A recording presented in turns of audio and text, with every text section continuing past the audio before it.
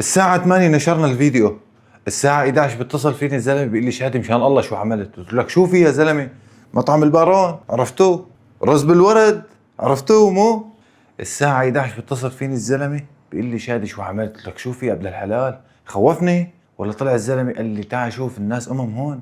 هذا الشيء انا ماني عم احكي هيك، هذا الشيء واقع صار، وهذا الشيء انا بطلب من الناس اللي راحت تمام وما لقيت غاز تحكي لنا، تحكي بالتعليقات لحتى يبين انه هذا الشيء عن جد واقع صار.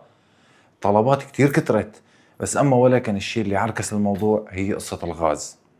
الزلمة انقطع من الغاز تمام، ولحتى بعد يومين لحتى قدر الزلمة يدبر غاز، رجعنا كتبنا على صفحاتنا العرض، رجعنا مددناه والحمد لله. والناس اللي شافت العرض وراحت بدها تاخذ ما لقيت غاز رجعت اخذت. ومن عندي بقول لكم ان شاء الله الف الف صحة وهنا على بطونكم وكروشكم، عبي بطنك وعبي كرشك بيهدى بالك تمام. ونحن بنعتذر مرة تانية على قصة الغاز، ولكن هي مو من عنا، مو من عنا يا اخي، فقط لا غير. سلام عليكم.